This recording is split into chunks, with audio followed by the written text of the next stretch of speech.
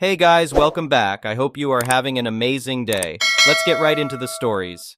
The first one is an entitled People Story. I own a small manufacturing company that makes custom furniture and wood products. We're located just outside the city limits in an industrial park area.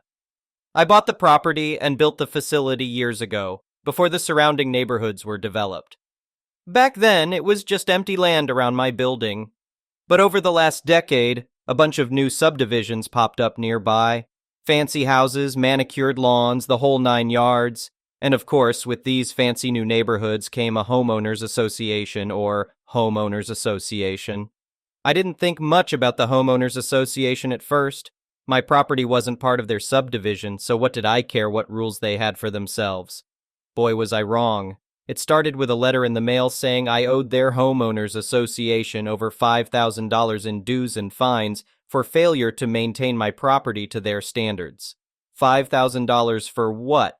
I called them right away to explain the mistake. I wasn't part of their association and didn't owe them a dime. The woman on the phone was rude and dismissive. She insisted my property was under their jurisdiction and I had 30 days to pay before further action was taken. I wrote them a letter reiterating that I was not part of their homeowners association and owed them nothing. I included copies of my property deed and business documents proving I owned the land long before their homeowners association existed. I figured that would settle the matter. Again, I was wrong. A few weeks later, I arrived at work to find the gates to my property crashed open and my loading dock doors forced open. Inside, shelves were overturned, inventory strewn about, and there was graffiti on the walls saying, "Pay your dues, deadbeat." I was furious. I called the police to file a report for the break-in and vandalism. The responding officer sighed when I mentioned the homeowners association and said this wasn't the first complaint about them harassing nearby businesses and properties. He suggested I get a restraining order and sent a copy of his report to the homeowners association with an official warning. I also installed security cameras in case they tried anything else. It was just in time, too, because the very next day, a bunch of homeowners association officers showed up at my property and started snooping around. The cameras caught them peeking in windows and trying to get inside. I strode out and confronted them, demanding they leave immediately. Their leader got in my face, claiming they were conducting an inspection to verify I paid the mandatory homeowners association dues. Mandatory? I told them to get lost and that I was filing a restraining order against the homeowners association. They shouted threats as they left, saying I'd regret crossing them.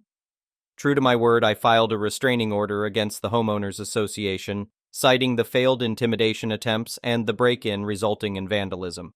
I also took them to small claims court, seeking damages for the destruction of property and lost inventory.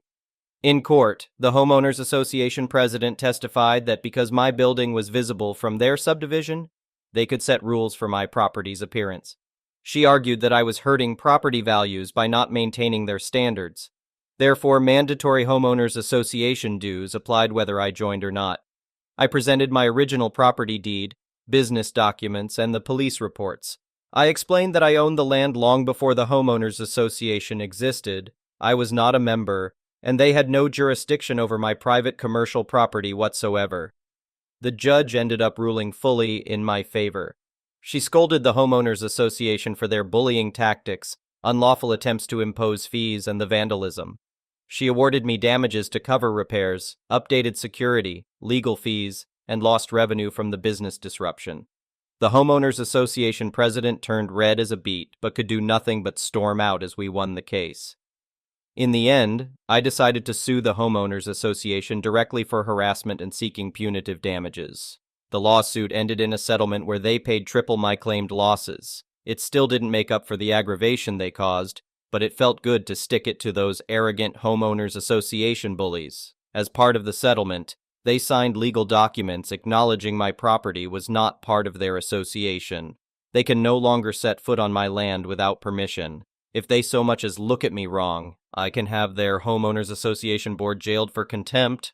I used some of the settlement money to put up a giant fence around my property with security cameras every 10 feet. Let's see them try to pull this crap again. I almost wish they would, so I could have their smug homeowners association president thrown in prison. But hopefully they learned their lesson and will leave me and my business in peace from now on. The moral of the story: don't let homeowners associations bully you just because they think their rules apply to everyone. Know your rights, stand your ground, and hit them where it hurts: their wallets. The next one is a pro-revenge story. I had a job working warehouse delivery for a store. The entire corporate structure was built on treating the people below you like crap, and that was passed down through every level. Managers would just bark orders and idiot you out for any reason they could think of. They paid about 25 cents over minimum wage, and the bosses drove BMWs and Mercedes. The big boss lived in an $8 million house.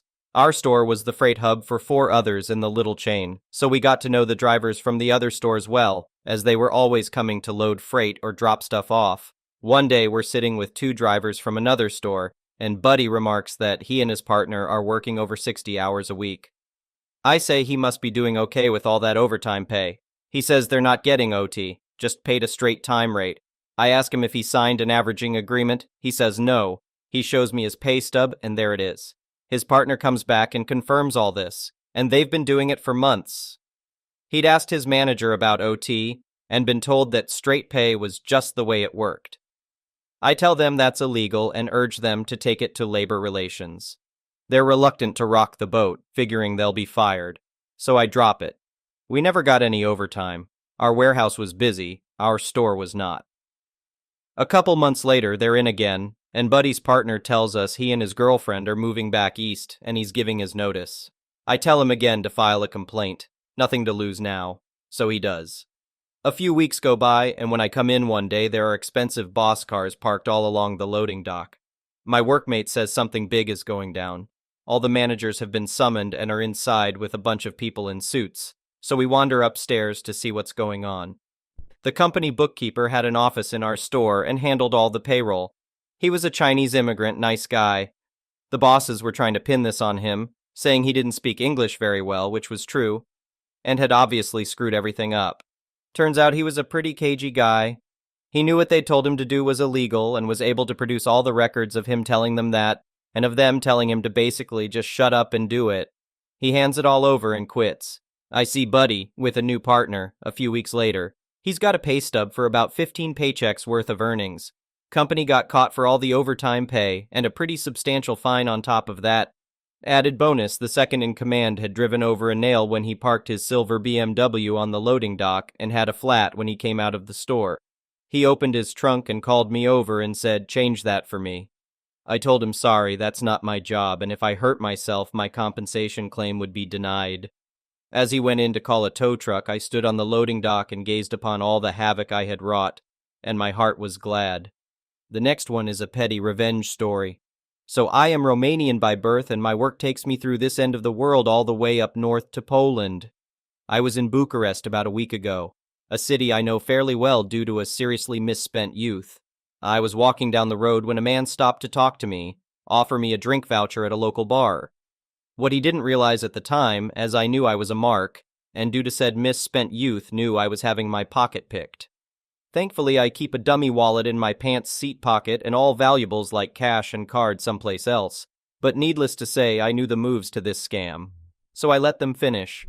They walk off, turn down an alley, and duck into cover. So I followed, introduced myself to them and how I knew their scam. I felt the guy take it, and if he opens it up, he can see it's just got slips of paper that look like currency, and fake cards. Needless to say, I put my arms around the 2 gents, patted their shoulders, and said better luck with the next make, and made off with both of their wallets without them knowing. I later turned the wallets in at the local authority and told them of 2 pickpockets who were targeting marks in this area. Here is the wallets they dropped with all cash and stuff still in it. I'm not a thief, but most importantly, it had the youth's IDs in it, and man did they have a rap sheet for minor theft. So if they want the US equivalent of roughly 7,000 back, they need to go to the authorities, ID themselves, and get booked for the outstanding charges, or be out at least a 2-week take. You can take the kid off of the street, you can't take the street out of the kid. The next one is a malicious compliance story. A few years ago, I worked at a janky 2-bit company. The boss thought he was Billy Big Bollocks and God's gift simultaneously. He had such a big head, I'm surprised he could get through doorways. He used to drink beer at his desk for lunch and would often arrive at work late. He was also an insufferable muscle bro and walked around as if carrying rolls of carpet under each arm. Prick. A few months into my time there, the company starts winning large orders, so he asked me to set up a small-scale production line to increase capacity and tells me the new hire will be situated there. I design it, set it up, test it all works, and I'm feeling a sense of pride with what I've accomplished. It worked like a dream. I was confident it would work really well for the new hire. Because I'm an engineer by trade, everything was perfect and only I knew how to fix the broken crap. Nobody else asked how it worked before making some very detrimental decisions. A while later, there was an issue. He couldn't hire anyone willing to accept such a crappy wage and boring work. So Billy Big Bollocks had a bright idea to demote me and make me governor of my creation. No way, not for pound 9K less. I immediately started job hunting, and I told him if that's your final offer, regard tomorrow as my final day. He panics that he's committed the company to a pound 1M order due for shipping in 3 days' time. During his alcohol-fueled panic, he tells me to write up highly detailed technical manuals and processes for my replacement. The production line included some precise handwork. Piss off, I can't do that in 1 day. He also didn't specify what they should contain, and considering I had no help from him with this project, just complaints, I thought a ducat. So sure, he got his manuals. I created Word documents with convincing titles like Technical Manual, Product Version 2.0, and How to Do This Precise Task. Inside the documents were, for example, the surprised Pikachu face, and Bubbles from Trailer Park Boys looking lost. Then below just one line of text reading, "This manual contains all the information I could find or was given." The file sizes would also indicate a lot of text was contained within thanks to the images. Therefore, at face value, they looked legitimate. I saved them to my laptop in an equally legitimate-looking folder that afternoon. Early the next morning, I came to work to collect my belongings and do some handovers, and found the laptop had vanished. I said my goodbyes to my colleagues and looked over to see him looking incensed with a beer in one hand. He was so angry he didn't look up from his desk. A friend told me later that the company missed the production deadline, despite him working 12-hour days to try to catch up. Apparently the client was extremely ducked off. Don't screw over good people. Prick. The next one is an entitled people story. Going to try and set the scene a bit here. My house backs onto a number of flats. I have a little terrace garden out the back that is linked to my property. Below that terrace is a small patio area that is linked to the flats, which they can get access to by their own back door. There are then steps up to my area which are gated off. I also have a locked gate that allows access to the terrace/garden because I live on a main road. A few months ago, the flat behind me had a problem with their plumbing, and the drain behind was overflowing with literal crap. Obviously an extremely nasty situation for everybody. When the owner of the flats, we will call him T, asked if he could come round the back and check the drain, of course we said yes because we're not total a-holes. After he checked the drain, he said he'd need somebody to come out, check it, and drain it. We agreed, but made it clear we would need to be made aware before it happened. As stipulated in our rental agreement with the letting agent, he said fine, and we got notice before any work was done so we could ensure our gate was unlocked. I thought that was the end of it, and boy was I wrong. A few weeks later, I was at home and heard my front gate open. I found it odd because my boyfriend wasn't due home from work for a little while, and nobody knocked on the door. The door to my house is immediately next to the gate, so it's seconds between the gate opening and a knock. When the gate went a second time, I looked outside to find T walking away. Obviously, he had entered my property without my consent, wanting to give him the benefit of the doubt, believing that he just wanted to check the drain one last time. I didn't say anything about it, just letting it slide. A couple of days later, my boyfriend, who had given him his number to deal with the drain issue, got a phone call from him, saying he needed to gain access to the back of our property and why did we have our gate locked. As my boyfriend said, we were both at work and neither could come home to deal with his request and if he needed something to speak to the letting agents. He just hung up. I spoke to my boyfriend and we collectively came to the decision that we would keep the gate locked at all times, even when we were in, because I didn't feel comfortable him just walking into my property as and when he felt like it, and he did not like that. The next time he tried to get in, my boyfriend was at home and I was at work. When he opened the gate, he got a stream of abuse from T, asking why we had locked the gate when he had permission to have access to the back when he wants, and there is a note in our rental agreement to state this. He threatened to get solicitors on us if we didn't leave the gate open or give him a key to get in when he wanted. It was here, he said, because he had renovated the house, he deserved to gain access on his terms, even though he wasn't our landlord. My boyfriend just told him to take it up with the letting agent if there was a problem and shut the door on his face. When I got home, I combed through my rental agreement and there was no such note in place. The only thing I could find about access was we require 24 hours notice for any work or access to the property, including the garden, unless it was urgent and they required access sooner.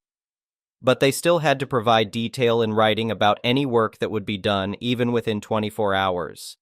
Because of this, I told the letting agent, who had communication with T, that he would have to ask for access to my garden via them, and I require the written notice as stipulated in my contract. They agreed to pass the message on. Things cooled a bit, but the problem with the drain started again. We could see it was overflowing, and apparently T was aware, but we hadn't heard anything from him or the letting agent about when somebody would come and deal with it. This was when I got my own back. I'm probably a bad person for this, but at this stage I had enough. T turned up with the drainage company on a day that I was at home unwell. I was lying on the sofa when I heard a van pull up and somebody try to open the gate, but of course it was locked. The bell went and I considered getting up and answering the door, but when I heard T's voice I decided I wasn't going to feed his entitlement. I just lay back down, stuck my earplugs in, and tried to go back to sleep. For the next 30 or so minutes he tried to get in, constantly ringing the bell, knocking loudly on my window, shouting into the house, screaming at what I can only assume was my boyfriend on the phone, but I ignored it all. Eventually he got the message and left. When my boyfriend came home from work, he came back to give us a verbal dressing down, threatening legal action again, etc., because he needed access to the property and we didn't provide it.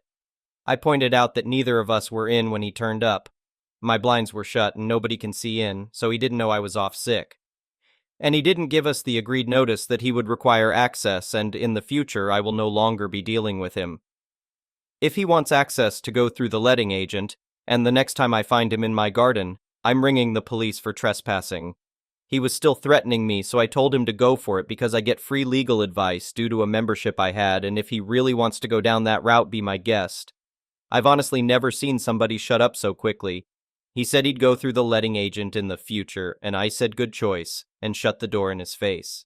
After that, he solely dealt with the letting agent and followed all instructions once he knew I had access to free legal advice. The best part about this whole incident was, he could have checked the drain from his own property and never needed access to my garden. He just wanted to flex his muscles and thought he could bully us because we're a young couple.